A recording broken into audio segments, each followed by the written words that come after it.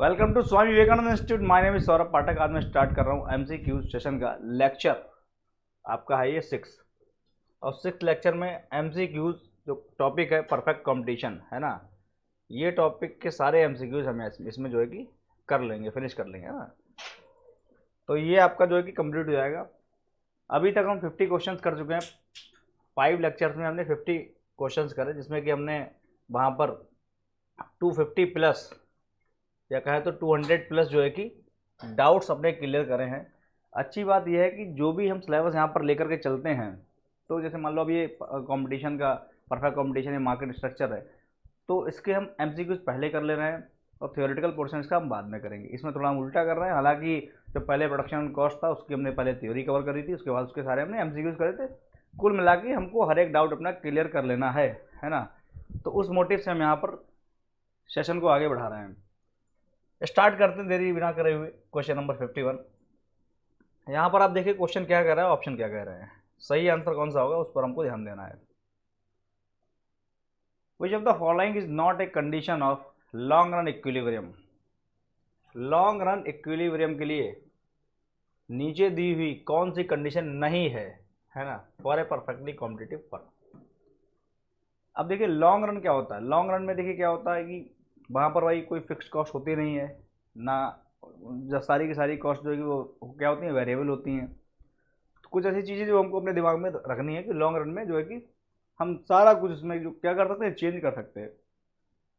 अब देखिए स्टेटमेंट कौन सा ट्रू है, कौन सा ट्रू नहीं है, नॉट ट्रू है ना। नॉट को बहुत ध्यान से हमको समझना है, क्योंकि कई बार ऐसा होता है ना कि नॉट हम नहीं देखते और क्वेश्चन को गलत कर देते हैं answer. Price is equal to marginal cost. Price is equal to marginal cost. इन्होंने कह दिया कि लॉन्ग रन में price is equal to marginal cost. ये बात बिल्कुल सही है। लॉन्ग रन में क्या होता है भाई, नॉर्मल प्रॉफिट होता है। क्या होता है भाई, नॉर्मल प्रॉफिट होता है ना, नॉर्मल प्रॉफिट होता है। तो उसमें जो है कि प्राइस जो है कि मार्जिनल कॉस्ट के बराबर है। ये स्टेटमेंट क्या है, सही है। ये हमारा आंसर नहीं है, क्यों, क्योंकि जो है कि हमको देखना नॉट। आगे बढ़ते हैं। Price is equal to minimum short run average total cost. Price जो है वो बराबर है किसके, minimum short run average total cost. बिल्कुल बात सही। इन्होंने यहाँ पर फिर जो है कि प्राइस किसके बराबर कर दिया है, एवरेज टोटल कॉस्ट के बराबर कर दिया। यानी कोई प्रॉफिट यहाँ पर मान लो कि हमको सुपर नॉर्मल प्रॉफिट वगैरह नहीं हुआ, नॉर्मल प्रॉफिट हो रहे हैं, और जो भी फैक्टर्स उसमें हैं प्रोडक्ट को बनाने में लग रहे हैं प्रोडक्शन में, उनकी अपनी अपनी कॉस्ट निकल पा रही है। इतना ही है और कुछ नहीं है। और ये क्या है, लॉन्ग रन है, नॉर्मल परफेक्ट कॉम्पिटिशन का। ये स्टेटमेंट भी हमारा सही है। Third statement C, price is equal to minimum long run average cost. Minimum short run average total cost, और यहाँ पर ये क्या है, minimum long run average cost. तो यहाँ पर फिर से जो है कि प्राइस जो इक्वल टू किसके, minimum long run average cost है ना। अब यहाँ पर जो है कि एवरेज कॉस्ट को आप ये समझिएगा, एवरेज कॉस्ट या एवरेज टोटल कॉस्ट है ना।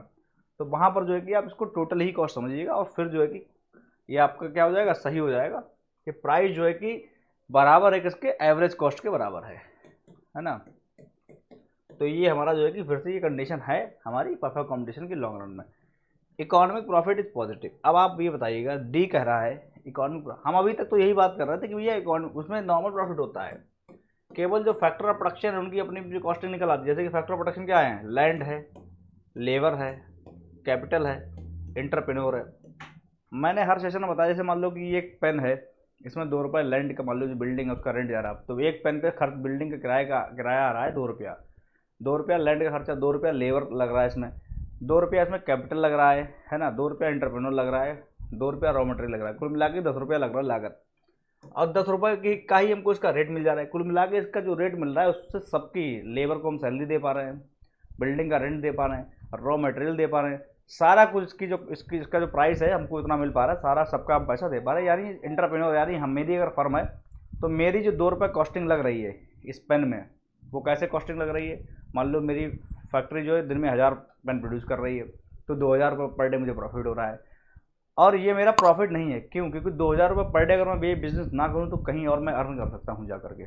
मैं कोई नौकरी छोड़ के आया 2000 रुपये पर डे वाली, 6000 रुपये महीने नौकरी में छोड़ के आया हूँ, तो ये मेरा प्रॉफिट नहीं। मैं बहुत खुश नहीं होऊंगा कि अरे मुझे 2000 रुपये 60,000 रुपये महीने का। It is my opportunity cost, this cost I was earning previously where I was doing job.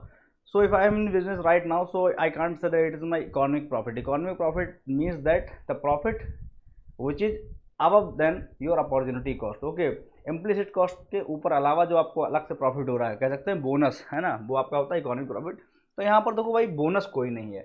मैंने देखो प्राइस हमेशा किसके बराबर है, परफेक्ट कंपटीशन में। अगर आप ये ना भी देखोगे, ये तो ऑप्शन था, लेकिन as per question word is written over there कि लॉन्ग रन इक्विलिब्रियम में परफेक्ट कंपटीशन में केवल क्या होते हैं, नॉर्मल प्रॉफिट होते हैं। और जो है डायग्राम ऐसे होता है,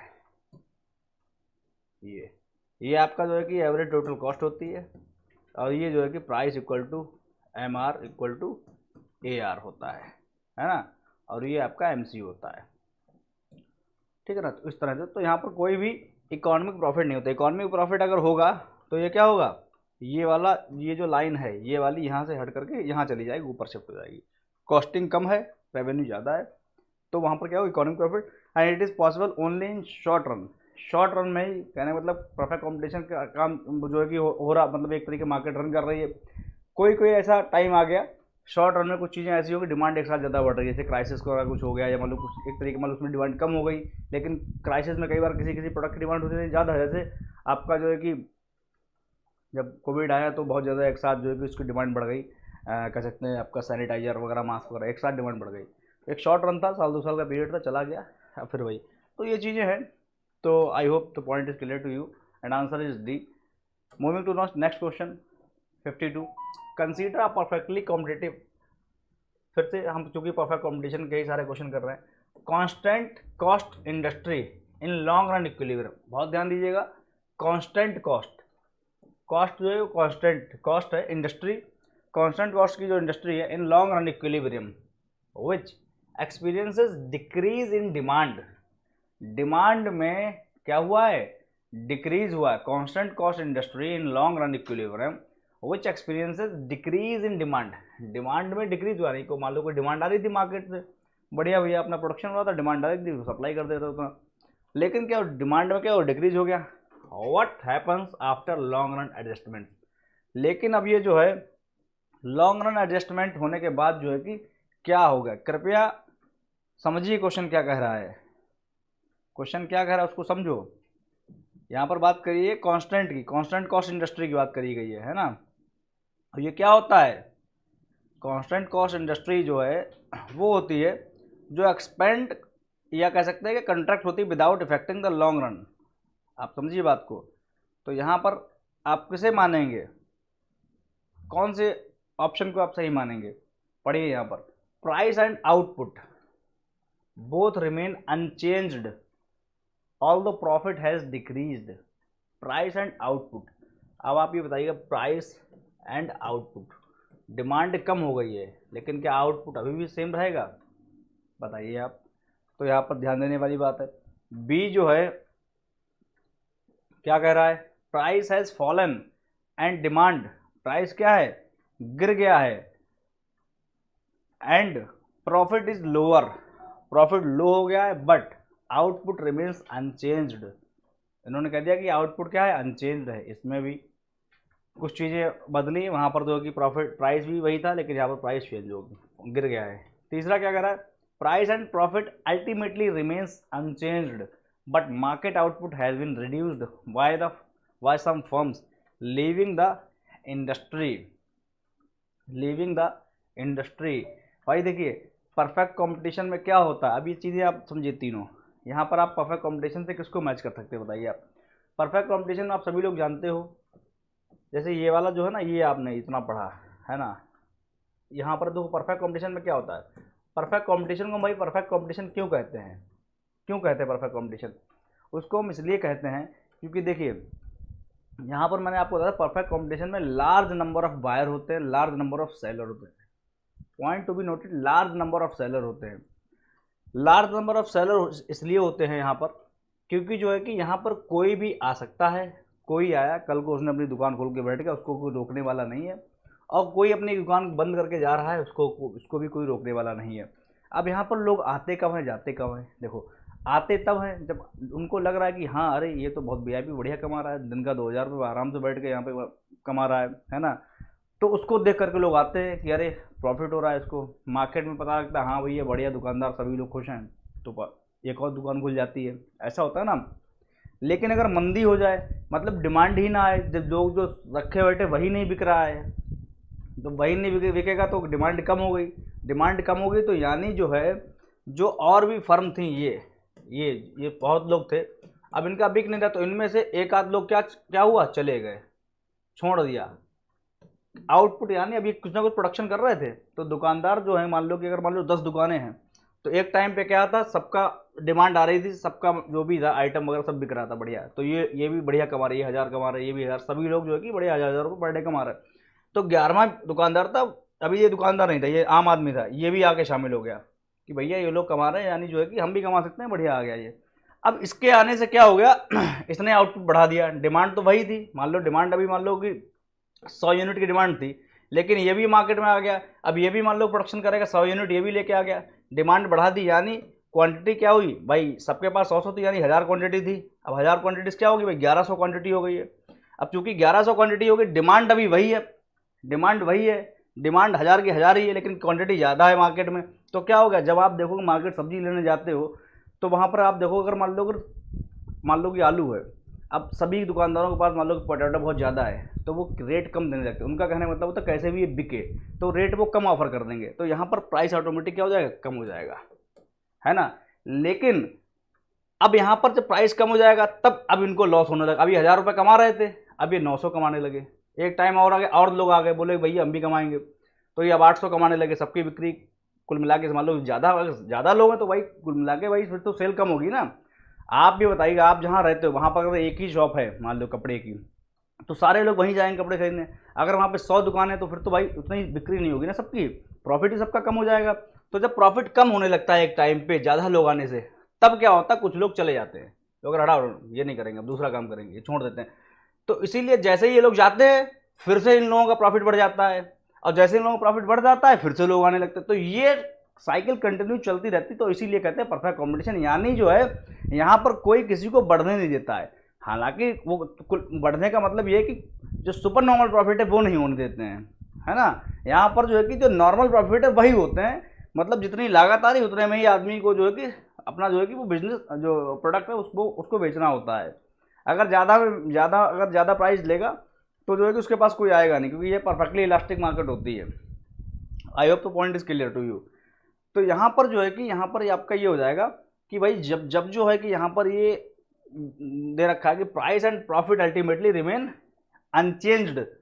प्राइस देखो यहाँ पर जब जो डिमांड है, डिमांड जब जो है क्या होती है, कम होती है, तो प्राइस और प्रॉफिट तो मान लो ये अनचेंज्ड रहते हैं। क्यों रहते हैं, market output has been reduced, क्योंकि कुछ लोग चले जाते हैं ना। मैंने क्या कहा, अभी कम हो गया, आपको लगेगा तो प्रॉफिट और इनका कम हो गया था, लेकिन मैंने बताया ना कि ये लोग चले जाएंगे। जब ये लोग चले जाएंगे तो फिर से जो है कि वो रिस्टोर हो जाता है, जो प्रॉफिट वगैरह उनका है वो अपना रिस्टोर हो जाएगा, प्राइस भी अपना उसी प्राइस पे बेचेंगे अभी भी वो, है ना, क्योंकि फर्म जो है कि वो लीप छोड़ करके चले जाते हैं। तो option C will be correct, C जो करेक्ट आंसर हो गया। मूविंग नेक्स्ट, फटाफट देखिएगा 53 क्वेश्चन आपका या क्या क्या कह रहा है। क्वेश्चन नंबर आपका 53 क्या कह रहा है, या फटाफट यहाँ पर चेक करिएगा। 53 क्वेश्चन का कहना है कि परफेक्टली कॉम्पिटिटिव मार्केट है ना, consider perfectly competitive market, decreasing cost industry in long run. Decreasing cost industry फिर से जो है कि यहाँ पर वहाँ पर कांस्टेंट कॉस्ट थी, यहाँ पर क्या है, decreasing cost industry in long run equilibrium. देखिए यहाँ पर वहाँ पर क्या था, पिछले वाले क्वेश्चन में आप देखिएगा, ध्यान दीजिएगा, constant cost industry, constant cost industry थी इन लॉन्ग रन इक्विलिब्रियम, है ना, जो कि क्या कर रही थी, डिक्रीजिंग डिमांड कर रही थी। यहाँ पर क्या है, डिक्रीजिंग कॉस्ट इंडस्ट्री है, उसका जो है कि यहाँ पर जो उनकी लागत है वो एक टाइम पे क्या हो रही है, कम हो रही है। क्या हो रही है भाई, कम हो रही है। In long run equilibrium which experiences decrease in demand.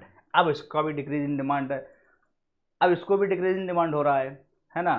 तो आप बताइएगा what happens after long run adjustment. Long run adjustment होने के बाद जो है कि क्या होता है, लॉन्ग रन एडजस्टमेंट होने के बाद जो है कि क्या होता है।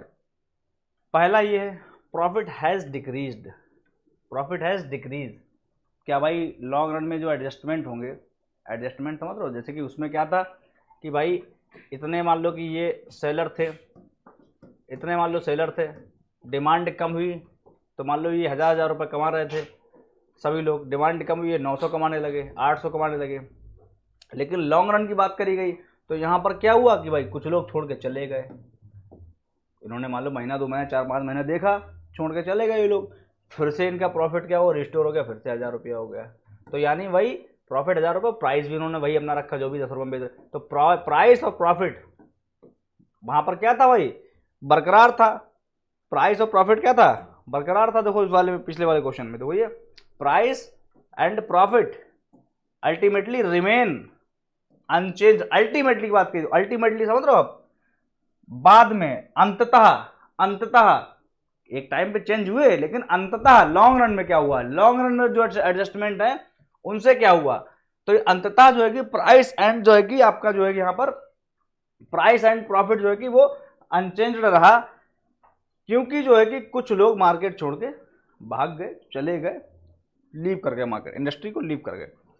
तो ऐसे ही जो है कि यहाँ पर इस वाले केस में ये डिक्रीजिंग कॉस्ट है। अब आप ये बताइएगा कांस्टेंट कॉस्ट में क्या था कि मान लो जैसे जैसे समय बढ़ रहा है तो ये 10 रुपये इनकी लागत, 10 रुपये में बेच रहे थे तो इनको प्रॉफिट हो रहा था 1000 रुपये का। कहीं ना कहीं भाई इनको जो है कि वो चीज़ पड़ रही होगी 8 रुपये में पड़ रही होगी, तो ये 10 रुपये बेच रहे तो इनको प्रॉफिट 1000 का होगा। मान लो ये 500 क्वांटिटी बेच रहे थे, जो भी मान लो, है ना भाई, 500 क्वांटिटी 2 रुपये प्रॉफिट होगा, तभी तो 1000 रुपये प्रॉफिट होगा इनको। और मान लो कि जब लोग आए तो कॉस्टिंग अभी भी वही है, चूंकि कॉस्टिंग 8 रुपये है, लेकिन प्राइस इनको कम करना पड़ रहा है, 9 रुपये कम करना पड़ रहा है, 9 रुपये कर देना पड़ रहा है। तो इनका प्रॉफिट जो है कि वो अगर 1 से मल्टीप्लाई कर दोगे तो 500 ही रह जाएगा, इनका प्रॉफिट सबका कम हो गया। जब ये छोड़ के भागे तब वो वापस में 1000 हुआ। लेकिन जब ये डिक्रीजिंग कॉस्ट इंडस्ट्री है, डिक्रीजिंग कॉस्ट इंडस्ट्री का मतलब ये है कि भैया एक टाइम के बाद वो लागत जो है वो क्या हो गई है, 8 से 7 हो गई है, लागत जो है वो 8 रुपये से 7 रुपये हो गई है। तो अगर इन्होंने 1 रुपया कम कर भी दिया है ना, 10 रुपये से 9 रुपये प्राइस अगर चेंज कर भी दिया, तब भी इनका प्रॉफिट जो है अभी भी इनको, क्योंकि 9 और 7 के बीच का डिफरेंस क्या है, 2 है, तो अभी भी 500 गुणा दो, अभी भी इनको 1000 रुपये प्रॉफिट। यानी जो है कि ये फर्क है इस क्वेश्चन में और इस वाले, पिछले वाले क्वेश्चन में, इस वाले क्वेश्चन में, क्योंकि यहाँ पर डिक्रीजिंग कॉस्ट है। अब इसको समझना है कि भैया लॉन्ग रन एडजस्टमेंट से क्या होगा, है ना, व्हाट हैपेंस। और ये क्या एक्सपीरियंस, क्या डिक्रीज इन डिमांड यहाँ भी है। अब देखिए पहला क्या है, प्रॉफिट हैज़ डिक्रीज। आप बताइए प्रॉफिट यहाँ पर कहीं डिक्रीज हुआ है, आप बताइए भाई प्रॉफिट कहीं डिक्रीज हुआ है। प्रॉफिट तो, क्योंकि भाई यहाँ पर जो है कि मान लो कि पहले भी 1000 रुपया था, अभी भी 1000 रुपया, तो प्रॉफिट डिक्रीज नहीं हुआ है। लेकिन यहाँ पर क्या है, प्रॉफिट हैज़ डिक्रीज। तो ये तो नहीं होगा, ये तो नहीं होगा भाई। होगा क्या, price has Ryzen, price has Ryzen. समझो पहले बात को, यहाँ पर ये कह रहा है कि प्राइस हैज़ राइजन, समझना है, price has risen and output has been reduced. समझो बात को, प्राइस जो है कि वो बढ़ गया है और आउटपुट जो है कि वो क्या हो गया है, reduced by some firms leaving the industry. किसके द्वारा ऐसा हुआ है, कुछ फर्म जो छोड़ रही हैं, लीविंग द इंडस्ट्री है, उनके द्वारा क्या हुआ, प्राइस को बढ़ा दिया गया है and output had been reduced. Output क्या हो गया, कम कर दिया गया, but profit ultimately remains unchanged. Profit जो है कि अभी भी क्या हो गया है, अनचेंज्ड। यानी जो है पिछले वाले केस में प्राइस क्या था, प्राइस अनचेंज था, प्राइस जो है वो चेंज नहीं हुआ था, वो अनचेंज्ड था, है ना। और उसमें क्या था कि भाई आउटपुट जो था, प्राइस एंड, यहाँ पर इस वाले इसमें देखिएगा, यहाँ पर क्या था, प्राइस एंड प्रॉफिट अल्टीमेटली क्या था, रिमेन अनचेंज्ड, बट जो है कि आउटपुट चेंज हो गया था, क्योंकि ये लोग पहले आउटपुट ज़्यादा कर रहे थे, फिर आउट चले गए तो आउटपुट कम हो गया यहाँ पर। तो वहाँ पर प्राइस और प्रॉफिट अनचेंज्ड था, है ना। लेकिन इस वाले केस में क्या है, आप समझिएगा, ये जो कह रहा है प्राइस हैज़ राइजन, वहाँ पर क्या था, प्राइस और प्रॉफिट जो है कि अनचेंज था, प्राइस और प्रॉफिट अनचेंज था। इसमें क्या है कि प्राइस हैज़ राइजन, प्राइस जो है कि वो बढ़ गया है, प्राइस राइज कर गया है, and output has been reduced, output has been reduced by some firms leaving the industry. Output जैसे पिछले वाले में कम हुआ वैसे यहाँ पे भी कम हो रहा है, but profit ultimately remains unchange. तो यहाँ पर केवल और केवल जो है कि वो प्राइस में चेंज हुआ है। जैसे पिछले में आउटपुट कम हुआ था वैसे यहाँ भी आउटपुट कम हो रहा है। जैसे पिछले में जो है कि प्रॉफिट अल्टीमेटली अनचेंज रहा था तो प्रॉफिट यहाँ भी अनचेंज है। मैंने आपको दिखा दिया तभी कैलकुलेशन करके कि उनका 1000 का 1000 ही प्रॉफिट है। लेकिन प्राइस जो है उनका क्या हो गया है, राइजन हो गया है। प्राइस क्या हो गया, राइजन। प्राइस कैसे राइजन हो गया है, क्योंकि प्राइस ऐसे राइजन हो गया है क्योंकि यहाँ पर उन्होंने ये कहा है कि किसके द्वारा राइजन हुआ है, फर्म्स लीविंग द इंडस्ट्री। वो क्या करके चली गई, प्राइस बढ़ा करके चली गई। लेकिन वो हमेशा हमेशा के लिए नहीं है। आप कहोगे वो हमेशा के लिए हो गया है, वो हमेशा के लिए प्राइस नहीं बढ़ा है भाई। आप क्योंकि भाई आपने परफेक्ट कंपटीशन में ये लोग क्या होते हैं, प्राइस टेकर होते हैं। Price taker, they can't be price maker. Price maker तो हो ही नहीं सकते हैं, आप ऐसे समझो बात को। लेकिन इस पर आप कथन पर विचार करिएगा, ये कह क्या रहा है। जब क्योंकि बात यहाँ पर ये डिक्रीजिंग कॉस्ट इंडस्ट्री है, जो कि रेयर केस होता है ना। यहाँ पर जो है कि इंडस्ट्री जो है कि फेस करती है lower per unit production cost. आप समझो पहले पर यूनिट जो प्रोडक्शन कॉस्ट है, मान लो पहले जो 10 होती थी वो क्या होती भाई, एक टाइम के बाद 9 हो जाएगी, उसके बाद एक टाइम के बाद 8 हो जाएगी, एक टाइम के बाद 7 हो जाएगी। यही तो मतलब हुआ भाई, यही तो मतलब हुआ है। तो यहाँ पर क्या है, ये डिक्रीजिंग पर जो आपके पर यूनिट प्रोडक्शन है वो क्या हो रहा है, डिक्रीज हो रहा है ना। जैसे जैसे इंडस्ट्री का आउटपुट बढ़ता है तो लॉन्ग रन जो है कि आपकी इंडस्ट्री सप्लाई कर्व जो है वो क्या हो जाता है, डाउनवर्ड स्लोप हो जाता है। सप्लाई कर्व क्या होता है, वो डाउनवर्ड स्लोप हो जाता है। तो इसीलिए आपका आंसर जो है वो बी हो जाएगा करेक्ट, क्योंकि यहाँ पर क्या हो जाएगा भाई, प्राइस जो है आपका बढ़ेगा। क्यों बढ़ेगा भाई, आउटपुट जो है कि रिड्यूस होगा और प्राइस हो जाएगा क्या भाई, बढ़ जाएगा।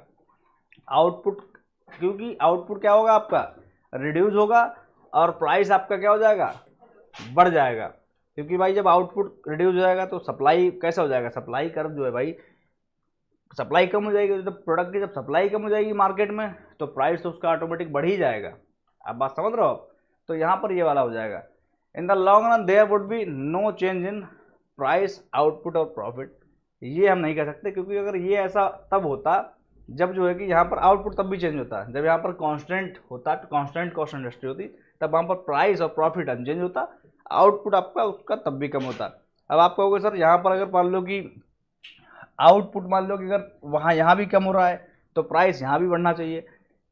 ये इसलिए नहीं बढ़ेगा क्योंकि वो वहाँ पर थी constant cost industry, constant cost industry. तो आप ये नोट कर लीजिएगा, point noted, point to be noted.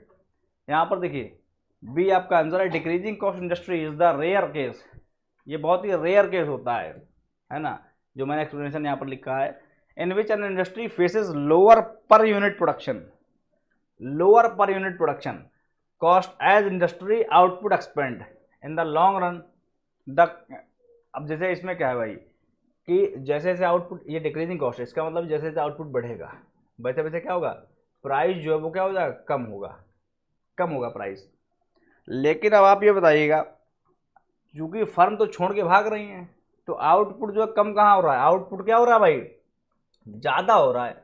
और जब ज़्यादा हो रहा है तो प्राइस देखो ना, ये बढ़ रहा है। देखो ये ग्राफ भाई, ग्राफ आप समझिएगा, ये देखो ये बढ़ रहा है प्राइस, प्राइस क्या है, बढ़ रहा है। तो इसीलिए जो है कि यहाँ पर, और कांस्टेंट में क्या होगा, कांस्टेंट में क्या होगा, देखो यहाँ पर कांस्टेंट में नहीं बढ़ेगा, क्योंकि यहाँ पर ग्राफ ऐसा है।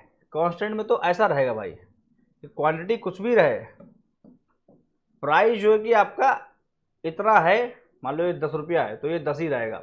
इसमें देखो यहाँ पर देखो ये 10 है, यहाँ पर ये 10 से मैं यहाँ पर देखो ये कम हो जाएगा, यहाँ पर और कम, यहाँ पर और कम। जैसे जैसे क्वांटिटी बढ़ रही है वैसे वैसे कम हो रहा है ये। और फिर जब क्वांटिटी कम होगी तो बढ़ेगा भी, तो क्योंकि रहेगा तो इसी ग्राफ पे। जो ग्राफ समझ पा रहे हैं वो समझ रहे होंगे यहाँ पर। लेकिन यहाँ पर जो है भैया प्राइस क्या है, कांस्टेंट है, क्योंकि वहाँ पर कॉस्ट क्या है, कांस्टेंट है। और कॉस्ट कांस्टेंट है तो वहाँ पर क्या भैया, उन्होंने इनकी कॉस्टिंग इस तरीके से आ रही है, तो वो क्या करेंगे, कॉस्ट है कांस्टेंट है ना, क्वांटिटी कुछ भी प्रोड्यूस करे, कॉस्ट कांस्टेंट है तो वो प्राइस भी अपना कांस्टेंट करेगा। क्योंकि अगर कम आउटपुट करेंगे तब भी उतनी ही कॉस्ट आ रही है, तो क्या होगा, प्राइस क्या करेंगे, वो उतना ही रखेंगे। परफेक्ट कॉम्पिटिशन 10 का 10 ही रुपये रखेंगे, कॉस्ट के बराबर प्राइस होगा, और ज़्यादा है तब भी उतना ही है। लेकिन यहाँ पर क्या है भैया, कॉस्टिंग कम आ रही है, आगे बढ़ रहे हैं तो प्राइस भी कम कर रहे हैं क्योंकि परफेक्ट कॉम्पिटिशन। और इधर जा रहे हैं तो क्या हो रहा है, प्राइस बढ़ रहा है। तो ये पूरा केस था। तो आप ये बात समझ लो कि भैया constant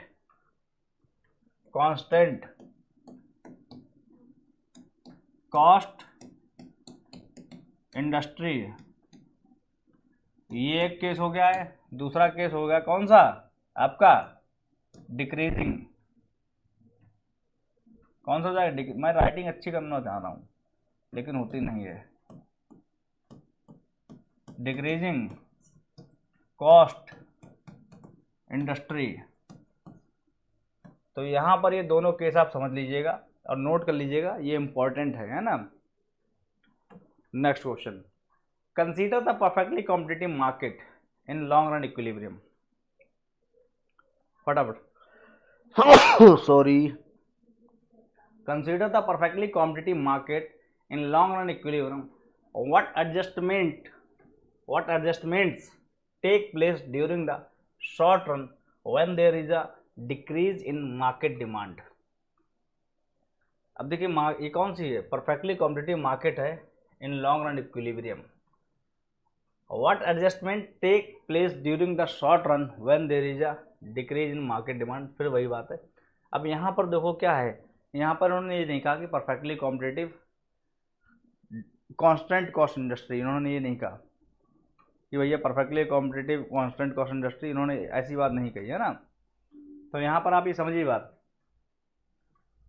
price and output remains unchanged although profit decreases. Price and output remains unchanged. अब भाई आप, मैं आशा करता हूँ आप ये कर लेंगे अपने आप, क्योंकि इसमें जो है कि अब ऐसी कोई आवश्यकता होनी नहीं चाहिए कि जो है कि अब आप ये ना समझें, क्योंकि जो है कि पिछले क्वेश्चंस में हमने आपको 2 एग्जाम्पल इस तरीके दे रखे हैं, है ना। यहाँ पर जो है परफेक्टली कॉम्पिटिटिव मार्केट, यहाँ पर आपसे ना तो ये कहा गया कि ये आपकी कांस्टेंट कॉस्ट इंडस्ट्री है, ना आपसे ये कहा गया कि ये डिक्रीजिंग कॉस्ट इंडस्ट्री है। यहाँ पर आपसे ये कहा गया perfectly competitive market in long run equilibrium है। एडजस्टमेंट प्लेस होंगे during a short run when there is a decrease in market demand. तो क्या होगा, price and output remain unchanged although profit decreases. बताइए भाई। दूसरा है price and profit fall but output remain unchanged. और तीसरा है प्राइस एंड प्रॉफिट फॉल, यहाँ पर भी है भाई प्राइस एंड प्रॉफिट फॉल, यहाँ पर भी प्राइस एंड प्रॉफिट फॉल, लेकिन यहाँ पर आउटपुट रिमेन अनचेंज। यहाँ पर क्या है, and firm reduce output by using existing capacity less than intensively. देखिए नॉर्मल कंडीशन है, बिल्कुल क्या है भाई, देखो नॉर्मल कंडीशन है, मार्केट में डिमांड आ रही थी, मान लो 1000 यूनिट की डिमांड आ रही थी, 1000 यूनिट हम सप्लाई कर रहे थे, सब कुछ बढ़िया चल रहा था, कोई दिक्कत नहीं। प्राइस हमारा एक था और एक हमारा प्रॉफिट था, नॉर्मल प्रॉफिट जो भी था वो सब चल रहा था। अचानक डिमांड हो गई कम। हमारी इंडस्ट्री है नॉर्मल, कांस्टेंट कॉस्ट और डिक्रीजिंग कॉस्ट जो है कि ये हटा दो, आप साइड में रखो, नॉर्मल हम अज्यूम करके चल रहे हैं। अचानक हो गई डिमांड कम, तो जब भाई डिमांड कम होगी तो मान लो कि हम और आप लोग हैं, हम और आप लोग यहाँ पर सेल कर रहे थे, प्रोडक्शन कर रहे थे, डिमांड कम हो गई तो भैया हम प्रोडक्शन थोड़ा कम करेंगे ना, ऑटोमेटिक। भाई डिमांड कम होगी तो प्रोडक्शन भी कम करेंगे भाई, क्योंकि हमको हमारे साथ नहीं कि बहुत ज़्यादा जो है कि मान लो कि हम सुपर नॉर्मल प्रॉफिट अर्न कर रहे थे, हम वहाँ छापे जा रहे हैं, कोई दिक्कत नहीं, जो है कि पैसा बहुत जो भी वो सब चीज़ें नहीं यहाँ पर चलेंगी। डिमांड हमने कम कर दी तो यहाँ पर आउटपुट तो कम होगा। आउटपुट देखो कम कहाँ है, बट आउटपुट रिमेन अनचेंज्ड, ये गलत हो जाएगा। ये क्या हो जाएगा, आउटपुट रिमेन अनचेंज्ड, ये गलत हो जाएगा, ये दोनों गलत हो जाएंगे। Firm reduce output by using output by using existing capacity less intensively, ये हो जाएगा सही। तो सिर्फ आप प्राइस और प्रॉफिट ना देके सीधे आउटपुट पे जाइए आप, तो ये हो जाएगा सही। प्राइस एंड प्रॉफिट क्या होगा, फॉल कर जाएंगे, क्योंकि भैया प्राइस और प्रॉफिट कैसे फॉल कर जाएंगे, प्रॉफिट ऐसे फॉल कर जाएगा। पहले मान लो क्वांटिटी ज़्यादा बेच रहे थे, एक पे मान लो 2 रुपया प्रॉफिट हो रहा था, अब जो है क्वांटिटी कम बेचने लगे तो वो प्रॉफिट भी हमारा कम हो गया, प्राइस हमारा कम हो जाएगा क्योंकि डिमांड कम हो गई है। तो जो नॉर्मल मार्केट है उसकी सारी कंडीशन लगेगी। यहाँ पर cost decreasing cost increasing cost वाला होता, तो वो मैं आपको बता चुका हूँ already. Next question, the long run industry supply curve, समझिए बात को, long run industry supply curve in a perfectly competitive market, समझिए।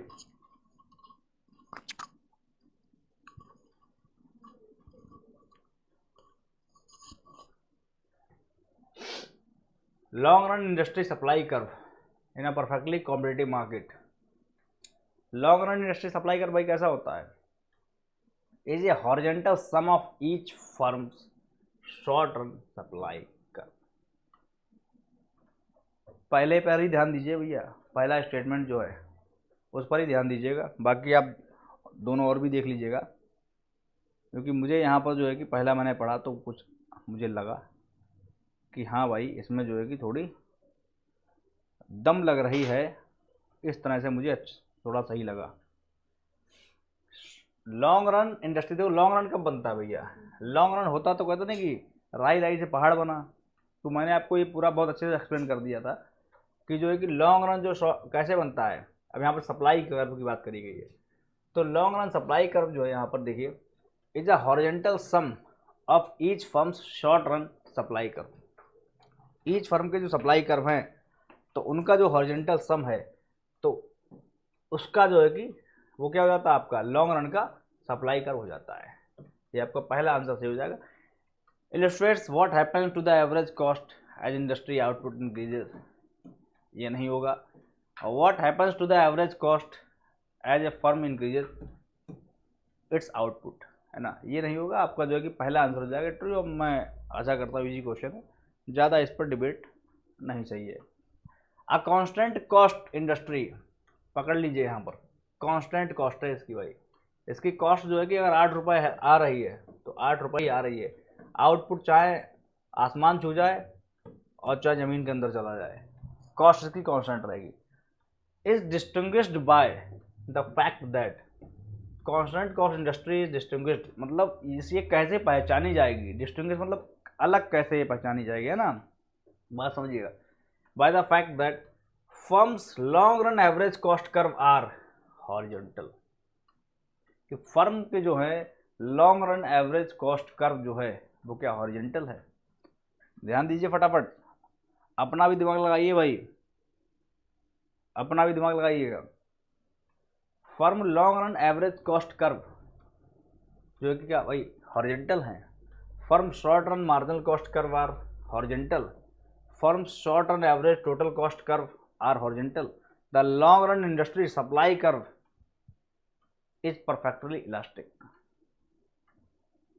Point to be noted, long run industry supply curve is perfectly elastic। और constant cost industry है ना, ये आपकी है परफेक्टली कॉम्पिटिटिव। मैंने आपको कई बार बताया है कि वो क्या होती है भैया, long run industry supply curve क्या होता है वहाँ पर परफेक्टली क्या होता है भाई, इलास्टिक होता है। कई बार मैं आपको बता चुका हूँ, ये परफेक्टली इलास्टिक होता है आपका ये। तो आंसर जो है कि सामने लिखा है, दूर से ही आप पकड़ लीजिएगा, तो परफेक्टली इलास्टिक है, वही हमारा आंसर है। अब आप कहोगे ये इनका देखिए आप, कांस्टेंट कॉस्ट इंडस्ट्री है, इसकी पहचान firm long run average cost curve are horizontal. Long run average cost curve are horizontal. अब आप ये बताइएगा, लॉन्ग रन कॉस्ट कर्व जो है कि हॉरिजॉन्टल बता रहा है ये ऐसे करके, तो ये ऐसा नहीं है कि जो है कि कांस्टेंट कॉस्ट इंडस्ट्री की पहचान है ना। कांस्टेंट कॉस्ट इंडस्ट्री मतलब यही जो है कि पहचान पे हम नहीं, क्योंकि जो है कि ये कुछ और केसेस में भी हो सकता है। Firm short run marginal cost curve are horizontal, marginal cost को जो कि हॉरिजॉन्टल बता रहे हैं। मार्जिनल कॉस्ट हमेशा ऐसे ही जाती है ना, वो भी आपका गलत हो जाएगा। Short run average cost curve are horizontal, average cost curve short run में हॉरिजॉन्टल, ये भी नहीं हो सकता, क्योंकि जो आपका ये, क्योंकि उन्होंने कहा कि पहचान है ना, तो पहचान, क्योंकि और केसेस में भी ऐसा हो जाता है।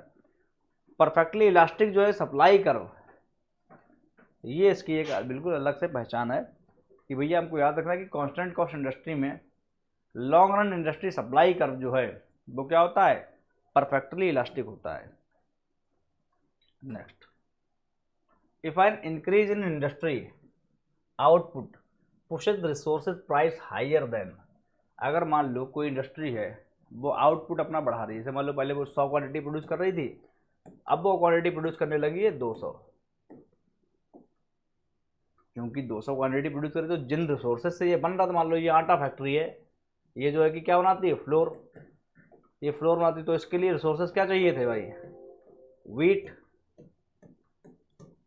अब वीट चाहिए भाई, तो एक टाइम मान लो कि ये 100 मीट्रिक टन बनाती थी, अब ये 200 मीट्रिक टन करती, तो मान लो जितना वीट हो रहा था एक साथ जो है कि डबल डिमांड पहुंच गई उधर, किधर, रिसोर्स की तरफ, किसानों के पास डबल डिमांड पहुंच गई भाई। लेकिन अब भाई ऐसा तो है नहीं कि लैंड एक साथ बढ़ा देंगे, वो इतना था अब वो कहेंगे नहीं घर हटाओ यहाँ पे खेती करेंगे, ऐसा नहीं हो सकता है। तो ये वही करे, if an increase in industry output pushes resources price higher then, तब क्या होगा, then it is an increasing cost industry. तो ये क्या है भाई, इंक्रीजिंग कॉस्ट इंडस्ट्री है कि नहीं, ये बताइए। बहुत सिंपल था, इसमें कुछ है ही नहीं, चारों ऑप्शन पढ़ लीजिएगा, बहुत सिंपल है। इसमें कुछ मान लो कि ऐसा भाई कॉस्ट मान लो कि भाई ऐसा है कि जो वीट ही महंगा मिलेगा, तो ये 200 रुपये, ये नहीं 200 जो मीट्रिक टन जो वीट प्रोड्यूस होगा, प्रोडक्शन होगा, तो यहाँ पर मान लो आटा मिल रहा था 20 रुपये पर केजी, लेकिन जो है कि यहाँ पर जैसे डिमांड बढ़ जाएगी तो भाई आटा को क्या हो जाएगा वहाँ पर, जब आपको सिंपल नियम है भैया, जब मान लो कि सप्लाई कम है और डिमांड ज़्यादा है तो प्राइस बढ़ जाएंगे, तो प्राइस यहाँ पर कितने कर दिए, 30 रुपये पर केजी। और जब कॉस्टिंग में 1 किलो आटे में जो है कि 20 रुपये का वीट लग रहा था, तब उसकी कुछ ना कुछ प्राइसिंग होगी, लेकिन अब वहीं पर जो है कि वो 20-30 हो गया, तो प्राइसिंग क्या हो जाएगी भाई, बढ़ जाएगी। या प्राइसिंग का मतलब कॉस्टिंग बढ़ जाएगी, कॉस्टिंग क्या हो जाएगी, बढ़ जाएगी भाई, ज़्यादा लागत लग रही है, तो ये सिंपल हो जाएगा आपका, it is an increasing cost industry, इसमें और कुछ नहीं है। Firm long run average cost करवार अपवर्ड स्लोपिंग वगैरह, शॉर्ट रन मार्जिनल कॉस्ट करवार अपवर्ड स्लोपिंग, उनसे अभी यहाँ पर कोई लेना देना हमारा नहीं है। It is an increasing cost industry, simple हमारा क्या हो जाएगा, आंसर हो जाएगा। Next, decreasing cost industries. Decreasing cost industry का मतलब जिसमें कॉस्ट क्या हो रही है, कम हो रही है, आउटपुट ज़्यादा है तो कॉस्ट क्या हो रही है, कम हो रही है, और हम उस मैटर में बात कर चुके हैं। Are the most common industry type in the real world. बताइए रियल वर्ल्ड में क्या इंडस्ट्रीज हैं उनके जो है कि डिक्रीजिंग कॉस्ट रहती है, क्या कॉस्ट उनकी एक टाइम पे कम होती रहती है, ऐसा हम कह नहीं सकते, क्योंकि जो क्वेश्चन लिखा था, जो क्वेश्चन अभी पिछला वाला पढ़ा था, उसमें क्वेश्चन में ही itself there it was given that these are rarely found industries. यहाँ पर जो है कि उसका कुछ आंसर था, वहाँ पर लिखा था मैंने, ये क्या होती है, रेयरली फाउंड इंडस्ट्रीज होती हैं, तो यहाँ पर ये मोस्ट कॉमन ये हो जाएगा गलत। B, occur only when cost are independent of number of firms. Decreasing cost industry occur होती है when cost are independent of number of firms in the market. जैसे इनका कहना यह है कि फर्म चाहे 1 हो, चाहे 2 हो, चाहे 3 हो, चाहे 4 हो, और चाहे 4 लाख हो, है ना, इनका कहने का मतलब ये है। तो उससे किसी भी इंडस्ट्री को फर्क नहीं पड़ता है, तब वो इंडस्ट्री क्या कही जाएगी, डिक्रीजिंग कॉस्ट इंडस्ट्री हो जाएगी, तब जो है कि वो डिक्रीजिंग कॉस्ट इंडस्ट्री होगी। तो भाई ये तो बात नहीं, ये तो यहाँ पर तो जो है इन फर्म्स के होने से इसकी कॉस्ट पे असर थोड़ी ना पड़ रहा है, या पड़ रहा है। आप कहोगे हाँ रिसोर्सेज जो है कि डिमांड कर रहे हैं, तो जब ज़्यादा इंडस्ट्री होंगी तो रिसोर्सेज महंगा होगा, तो आपकी बात सही, तो वो तो इंक्रीजिंग कॉस्ट इंडस्ट्री हो जाएगा, डिक्रीजिंग कॉस्ट इंडस्ट्री अभी भी नहीं हुआ। जब ये नहीं रहेगा तो डिक्रीजिंग कॉस्ट इंडस्ट्री, तो एक टाइम पे इंक्रीजिंग कॉस्ट इंडस्ट्री भी तो होगा, तो वो डिक्रीजिंग कॉस्ट इंडस्ट्री कैसे, ये प्योरली डिक्रीजिंग कॉस्ट इंडस्ट्री की बात कर रहे हैं यहाँ पर, तो ये फर्म से भी लेना देना यहाँ पर उतना सटीक नहीं बैठ रहा है। Occur when average cost increases as the number of firm increases. अब भैया यहाँ पर बात करिए डिक्रीजिंग कॉस्ट की, आप ये एवरेज कॉस्ट बढ़वा रहे हो, इंक्रीजेज करवा रहे हो, ये भी गलत हो जाएगा। चौथा देखते हैं, अकर व्हेन एवरेज कॉस्ट क्या होती है, डिक्रीज होती है, as the number of firm increases. Number of firm increase होने के बावजूद भी एवरेज कॉस्ट क्या होती है, कम हो रही है, तो वो आपका हो जाएगा डिक्रीजिंग कॉस्ट इंडस्ट्री। और ये आपका 5th क्लास का बालक भी कर देगा क्वेश्चन, इसका आंसर कर देगा कि जो कि यह इसका आंसर है। The choice of which goods to produce, the choice of which goods to produce and how to distribute, कैसे जो है कि choice of which goods to produce and how to distribute goods falls under the concept of, इसमें जो है कि अब कुछ रह नहीं गया है बोलने के लिए, कहने के लिए, क्योंकि ये इकोनॉमिक्स की ABCD है ना। ये क्या है? A फॉर एलोकेटिव एफिशिएंसी, है ना। एलोकेशन का मतलब यार डिस्ट्रीब्यूट करना, एलोकेट करना, है ना।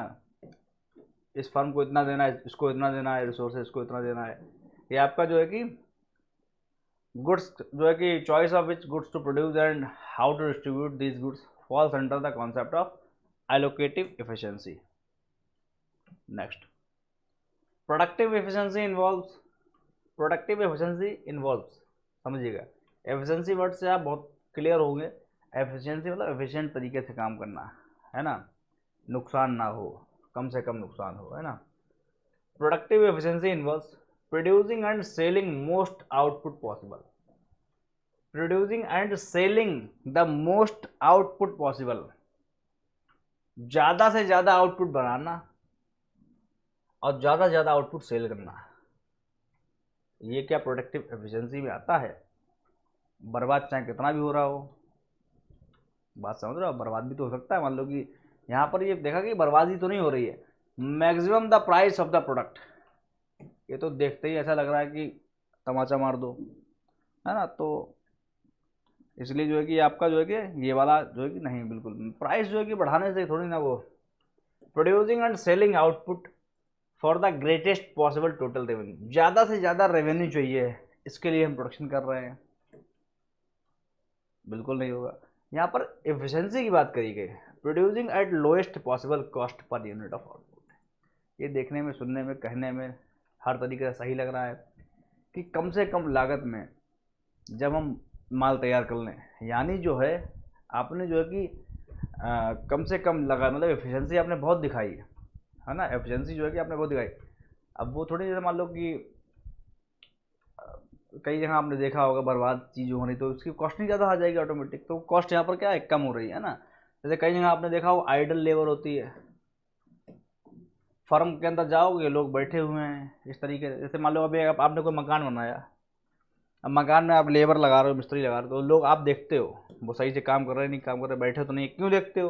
क्योंकि आप एफिशिएंसी से काम कराना चाहते हो। क्यों एफिशिएंसी? मतलब कि इस मकान में लेबर और कैपिटल की इनकी कॉस्ट जो है कम से कम आए, लेबर मिस्त्री की कॉस्ट क्या है, कम से कम आए कॉस्ट, यही तो मेन मकसद होता है।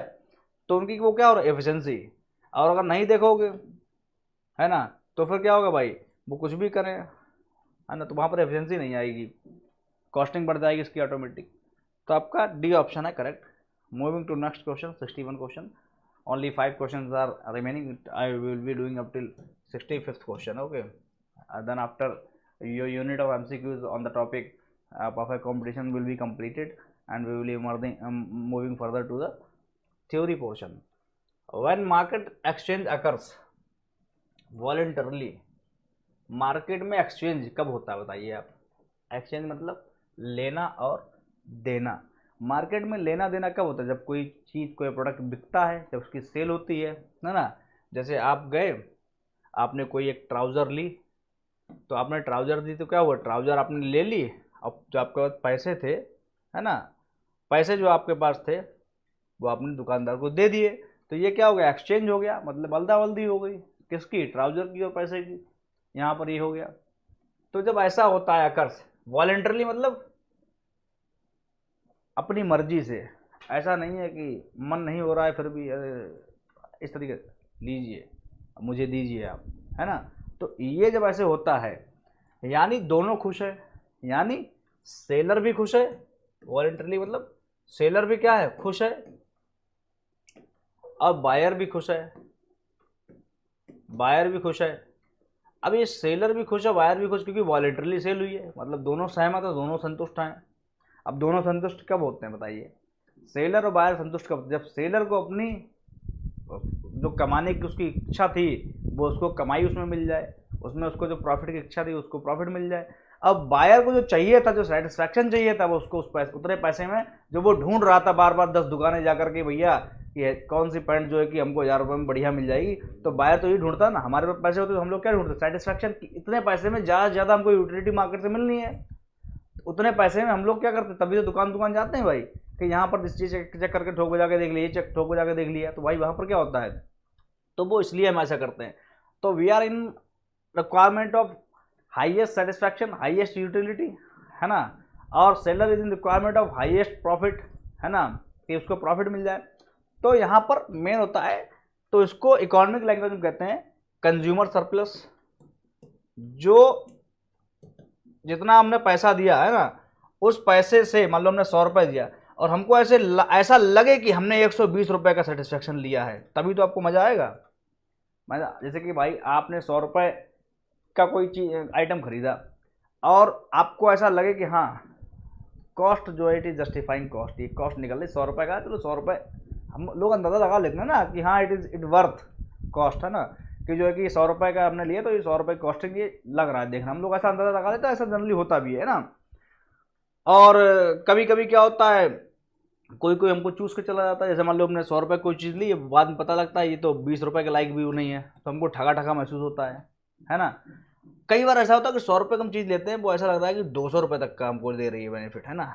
तो हमको ये जो 200 रुपये यानी जो 100 रुपये एक्स्ट्रा है, मानी जो हमने कॉस्ट दी है उसके ऊपर का जो हमको सेटिस्फैक्शन, जितने जो भी हम एक कार्डिनल मेजरमेंट उसका कर लेते हैं यूटिलिटी का, है ना, तो वो हमारा होता है कंज्यूमर सरप्लस, वो हमारा होता है consumer surplus. Likewise when producer और seller is selling the goods and he assumes that he may be getting 100 rupees of this product, वो चाह रहा है कि इस प्रोडक्ट के मुझे 100 रुपये मिल जाए, मैं इसको बेच दूंगा, लेकिन डील ऐसी बन गई, उसने बताया भैया ये 150 का है और वो कस्टमर दे के चला गया 120 रुपया उसको, मतलब उसकी जो है कि जो डिस्काउंट कराते कराते 120 रुपये में चीज बिक गई वो, यानी 20 रुपये उसका क्या होगा, सरप्लस, 20 रुपये जो है कि उसका सरप्लस हो गया अब। तो यानी डील क्या हुई, बायर भी खुश और सेलर भी खुश, उसको लग रहा है उसने प्रॉफिट कर लिया, उसको लग रहा है उसका प्रॉफिट हो गया, है ना। तो यही होती है क्या, वॉलंटरली एक्सचेंज इश्यू कहा जाता है, कि मन से जो है कि मतलब जो है कि जोर जबरदस्ती नहीं हुई, आपस में जो है कि दोनों लोगों का अपना जो सेलर बायर का मन हुआ और उन्होंने क्या करा, एक्सचेंज कर लिया, है ना, वहां पर एक्सचेंज डन हो गया, डील डन हो गई, तो दोनों को क्या हुआ, सेटिस्फैक्शन मिला, दोनों को क्या मिला, सेटिस्फैक्शन। और सेटिस्फैक्शन को क्या कहेंगे हम, कंज्यूमर सरप्लस और आपका प्रोड्यूसर सरप्लस, दोनों को कंज्यूमर और प्रोड्यूसर सरप्लस मिला। अब देखिए यहां पर अब ये क्या कर रहा है, आगे तो क्वेश्चन पता ही नहीं क्या कर रहा था, मैं तो भावनाओं में बह गया क्या।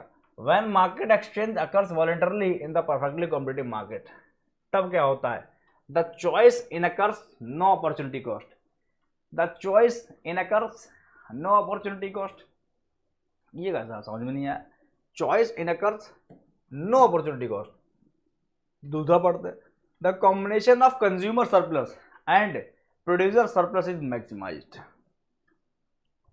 The combination of producer surplus और कंज्यूमर सरप्लस क्या है, वो मैक्सिमाइज्ड हो जाती है, तभी जो है कि वो वॉलंटरली क्या होता है, एक्सचेंज होता है। और जो मैंने बता दिया कि कंज्यूमर सरप्लस और प्रोड्यूसर सरप्लस क्या होता है, वो मैंने आपको ऑलरेडी बता चुका हूँ, तो hence option B will be correct. Both consumer surplus and producer surplus are eliminated, ऐसा क्यों होगा, अगर वो एलिमिनेटेड हो जाएंगे तो जोर जबरदस्ती वाला सौदा हो गया, दुकानदार वो परेशान कि भाई तुम मुझे ठग के चले गए, है ना, कि भैया हमको तुमने कोई प्रॉफिट नहीं दिया, और जो कंज्यूमर ले रहा है उसको ऐसा लग रहा है कि हम तुमसे बहुत महंगा ले रहे हैं, ये it doesn't worth that much what I am paying to you, जो आपका बायर ये कह रहा है। तो जब दोनों का, तो वहां पर क्या हुआ, ना उसको प्रॉफिट हुआ ना उसको सरप्लस मिला ना उसको, तो ये वाली बात होगी। लेकिन यहाँ पर क्या, वॉलंटरली, है ना, मर्जी के मुताबिक हुआ, दोनों की मर्जी यानी जो है कि सहमति से वॉलंटरली हुआ, तो वहां पर क्या हो गया, सरप्लस दोनों का। Buyer benefit at the expenses of producer, buyer benefit का मतलब क्या हुआ कि जैसे बायर को तो जो है कि प्रॉफिट हुआ लेकिन प्रोड्यूसर को कोई प्रॉफिट नहीं हुआ, वहां पर क्या हो जाएगा, zero sum game. Zero sum game आप जानते हो, कभी भी हमें लाइफ में जो है कि जीरो सम गेम नहीं करना चाहिए, और ना अपने साथ होने देना चाहिए और ना किसी के साथ करना चाहिए। जीरो सम गेम का मतलब ये हुआ कि हम तो खुश हुए लेकिन दूसरा परेशान, दूसरे को परेशान करके हम खुश हुए, ऐसा नहीं करना चाहिए। जैसे कि भाई मेरा तो 20 रुपये का बेनिफिट हुआ लेकिन दूसरे का 20 रुपये का नुकसान करके, तो वो क्या हो गया भाई, वो क्या हो गया, जीरो सम गेम हो गया। ऐसा नहीं करना चाहिए। जीरो सम गेम कैसे हो गया, दूसरे का 20 रुपये का नुकसान, यानी दूसरा -20 रुपये, हमारा +20 रुपये, है ना। तो ये माइनस प्लस क्या हो गया, 20 to 20 कट गया, हमारा जीरो सम गेम हो गया।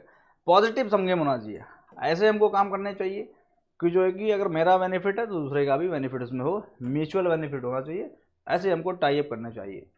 Short run producer surplus in competitive market is, short run producer surplus in competitive market, total revenue minus total cost, total revenue minus total cost, होगा कि नहीं होगा बताइए। टोटल रेवेन्यू जो वो जनरेट कर रहा, मान लो प्रोड्यूसर ने मान लो आज 1000 रुपये का रेवेन्यू जनरेट करा, उसकी कॉस्टिंग आ रही थी 600 रुपया उसमें, तो उसका क्या हो गया, ये इसका क्या हो गया भाई, यहाँ पर 400 रुपये क्या हो गया उसका, यहाँ पर ये क्या प्रोड्यूसर सरप्लस हो गया है। What I told in previous question, I hope that is clear to you कि प्रोड्यूसर सरप्लस कैसे होता है, कि प्रोड्यूसर कुछ चाह रहा है, उसको चाहने से ज़्यादा मिल जाए, जो ऊपर का वो प्रोड्यूसर सरप्लस होगा। क्या ये स्टेटमेंट वो मेरा स्टेटमेंट फॉलो कर रहा है। Second, total revenue minus total variable cost, total revenue minus total variable cost. Third, total revenue minus total fix cost, price minus average total cost. फटाफट भाई बताइएगा, फटाफट बताइएगा, फटाफट। यहाँ पर जो है total revenue minus total variable cost, समझिएगा मैंने क्या कहा था, देखो टोटल एक टाइम पे कंडीशन होती है, शट डाउन वाली नौबत होती है, क्या होती है नौबत, शट डाउन वाली नौबत होती है। तो कोई बिजनेसमैन है, कोई दुकानदार होगा, वो कभी ये चाहेगा कि धंधा मेरा बंद हो जाए, वो कभी चाहेगा। और जब उसका कोई प्रोडक्ट बिक रहा होगा, तो जो धंधा बंद करने वाली कंडीशन होती है, जो धंधा बंद करने वाला प्राइस होता है ना, जो मैंने पिछले वाले चैप्टर यानी पिछले जो आपका एमसीक्यू का सेशन था, सेशन 5, तो उसमें मैंने बताया था कि पंडित जी से जो है कि वो भक्त पूछ रहा है कि स्वामी जी मेरी माथे की रेखाएं पढ़ के बताइएगा, वो एक माथे की रेखाएं यानी फर्म की रेखाएं, है ना, फर्म के माथे की रेखाएं पढ़ के बताइएगा कि कम से कम मेरा कितना प्राइस मुझको मिले, उतने पर तक मैं सेल करूं, और उससे कम प्राइस मिले तो मैं सेल ना करूं और मुझे फर्म बंद करनी पड़ जाए, है ना। क्योंकि जो है कि एक ऐसा प्राइस होता है, एक तो मैंने आपको बताया था वहाँ पर 2 तरह की कॉस्टिंग बताई थी मैंने, है ना वहाँ पर। तो वहाँ पर एक शटडाउन पॉइंट था, शटडाउन पॉइंट मतलब होता है कि मान लो ये मैंने पेन बनाया है, अब ये पेन बनाया, अब ये मान लो कि मार्केट में जो है कि भाई अगर बहुत सब कुछ हरा भरा चल रहा है और इसका मेरे पेन का प्राइस 10 रुपये सेट कर रहा है, तो कोई 9 रुपये देगा, मैं उसे कहूँगा नहीं बेचूंगा, मैं पेन क्यों बेचूंगा भाई, 10 रुपये में बेचूंगा।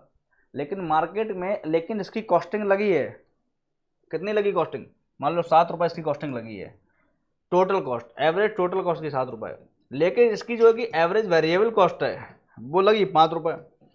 तो मैं इसे कब तक बेच दूंगा, अगर बहुत बुरी स्थिति आ जाए तो लोग कहेंगे भैया मुझे ये आप 8 में ही दे दो, 8 में चाहिए मुझको, लोगों के पास पैसा नहीं है, बहुत से लोग होंगे मुझे भैया 7 रुपये में दे दो, है ना।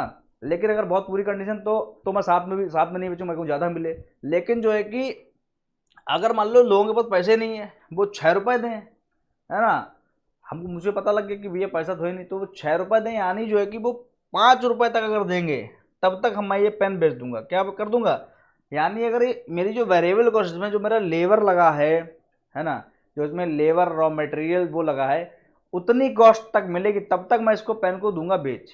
लेकिन अगर उससे कम कॉस्ट मिलेगी तब मैं धंधा ही बंद कर दूंगा, फिर तो मैं पेन बनाऊंगा ही नहीं।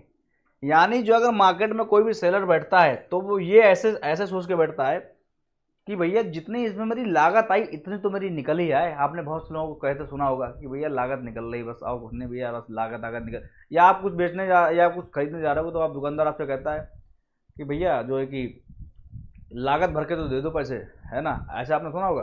तो मतलब दुकानदार जो है कि अपने लागत भर के पैसे जो है कि चाहता होता है, दुकानदार लागत भर के पैसे अपने चाहता होता है कि इससे कम में तो देंगे ही नहीं, लागत भर का तो चाहिए ही चाहिए। लागत भर का पैसा मतलब क्या हुआ, variable cost, total variable, average variable cost, average variable cost is the costing of 1 unit of product, okay.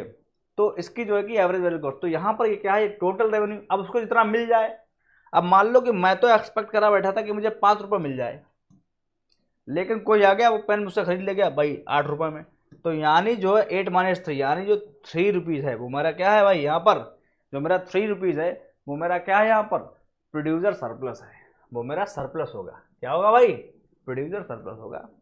The costing अब फ्रॉम और द रेवेन्यू जनरेटेड अब फ्रॉम टोटल वेरिएबल कॉस्ट, वो क्या होगा भाई, हमारा producer surplus. Moving further, the definition of producer surplus ignores, producer surplus की जो डेफिनेशन है वो क्या इग्नोर कर देती है, प्राइस ऑफ द प्रोडक्ट। क्या वो प्राइस ऑफ प्रोडक्ट इग्नोर कर देती है? अब देखिए प्रोड्यूसर सरप्लस हमने क्या क्या पढ़ा था, देखो यहाँ पर क्या होता है, total revenue minus total variable cost. अब देखिए अगर ये भाई प्राइस को इग्नोर कर देगी तो प्राइस तो वो टोटल रेवेन्यू जो है वो क्या होता है, प्राइस इनटू क्वांटिटी। तो यहाँ पर तो टोटल रेवेन्यू वो कंसीडर कर रहा है क्योंकि it is saying the total revenue minus total variable cost. तो टोटल रेवेन्यू में तो प्राइस है, तो ये प्राइस को तो इग्नोर नहीं कर रही है, बताइए कर रही नहीं कर रही है। तो यहाँ पर जो है कि आप समझिए, थोड़ा दिमाग लगाइए अपना हल्का सा, कि यहाँ पर क्या इग्नोर कर रही है, क्या नहीं कर रही इग्नोर। प्राइस को तो भाई इग्नोर नहीं कर रही है, तो क्लियर हो गया, तो ये तो गलत हो गया, ये तो होगा नहीं। क्वांटिटी ऑफ प्रोडक्ट सोल्ड, तो यहाँ पर तो भाई देखो ये क्वांटिटी भी ले रहा है, प्राइस इंटू क्वांटिटी, तो ये भी कंसीडर करें कि टोटल रेवेन्यू कंसीडर कर रहा है, तो टोटल रेवेन्यू के अंदर क्वांटिटी है, it will also be wrong. C point is price elasticity of surplus.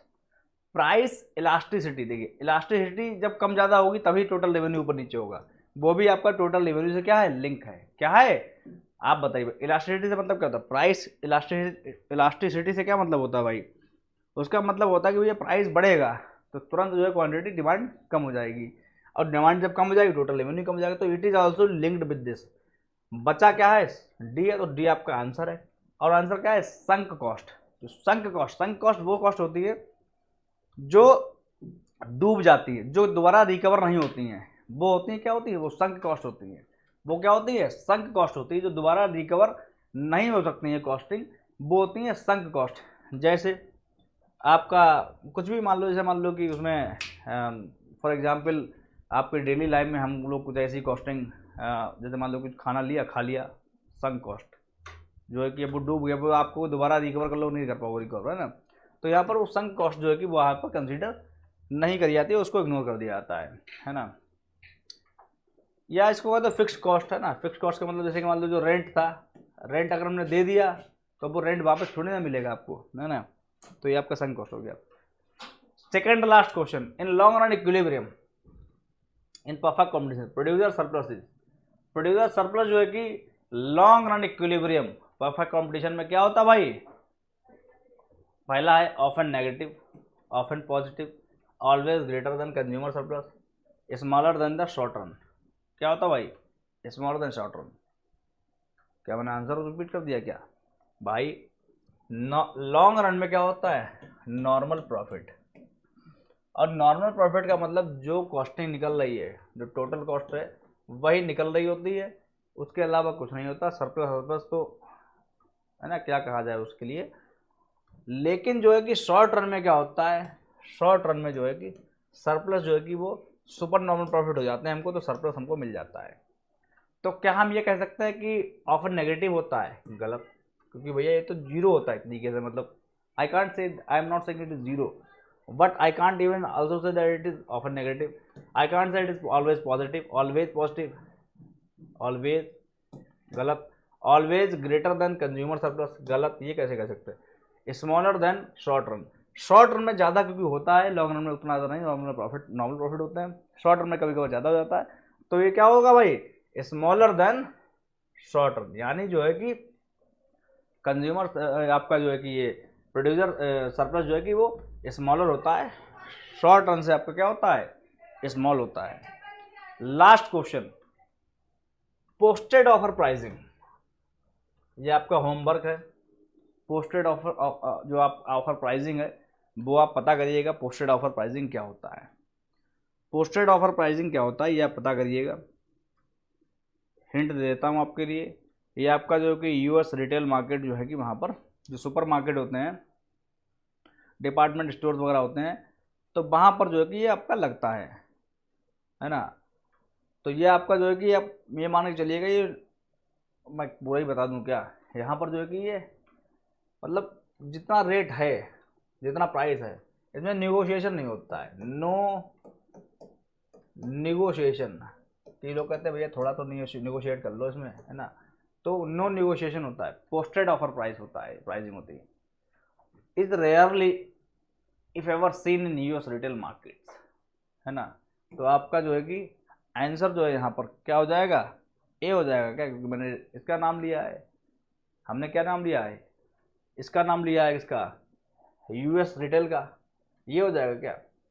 तो ये जो है कि हम ये आगे और पढ़ेंगे। यूएस में आपका होता है adjust in changing market condition more quickly and efficiently than double continuous auction. ये तो ऑक्शन कहाँ लेगा, ये is another name for double continuous auction, नहीं। Involves low transaction cost in large stable markets, involves low transaction cost in large stable.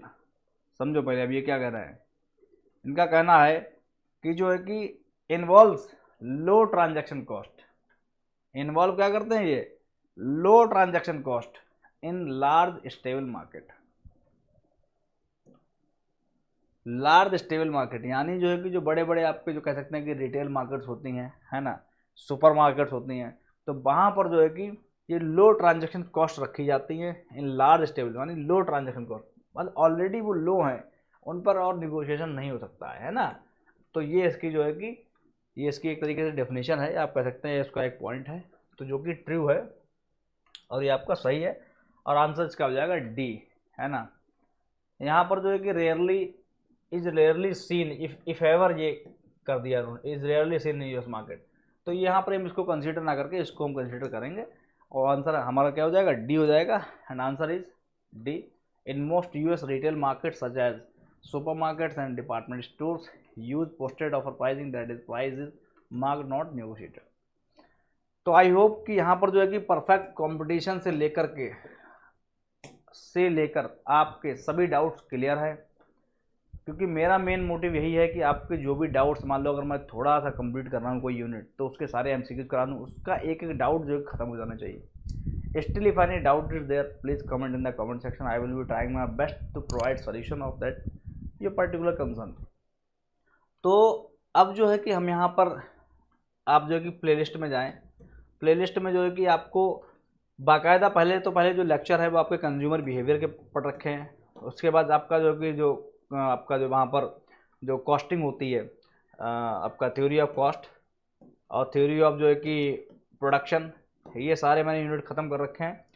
बहुत ही एक कह सकते हैं कि जो है कि लाइव मैंने यहाँ पर डायग्राम बनाए हुए हैं, लाइव जो है कि यहाँ पर मैंने चार्ट्स ड्रॉ करे हुए हैं, है ना, ग्राफ वगैरह जो यहाँ पर आपके डायग्राम हैं, कॉस्टिंग वगैरह कैसे ऐसी क्यों होती है, ऐसी क्यों नहीं होती है ना, सारी चीज़ें मैंने बताई, बहुत अच्छे समझाई हुई हैं। और उसके बाद मैंने इसके दोनों टॉपिक्स के एमसीक्यूज भी कराए हैं, वो देख लीजिएगा। मार्केट स्ट्रक्चर का परफेक्ट कंपटीशन स्टार्ट करने से पहले ही मैंने इसके एमसीक्यूज करा दिया, अब मैं इसकी स्टार्ट करूँगा थ्योरी कल से, है ना। और यहाँ पर मेरा मेन एम यही है कि आपको सारा सिलेबस एक ही प्लेटफॉर्म पे पॉइंट टू पॉइंट सारी चीज़ें मिल जाए, जो कि पेड सेशन में आपको मिलता है, जो कि यहाँ पर आपको निःशुल्क बिल्कुल मिल रहा है ना। तो I hope all the things are clear to you. मिलते हैं नेक्स्ट सेशन में, तब तक के लिए कोई क्वेरी हो तो आप कमेंट में बताइए। थैंक यू, जय हिंद, जय भारत, टेक केयर।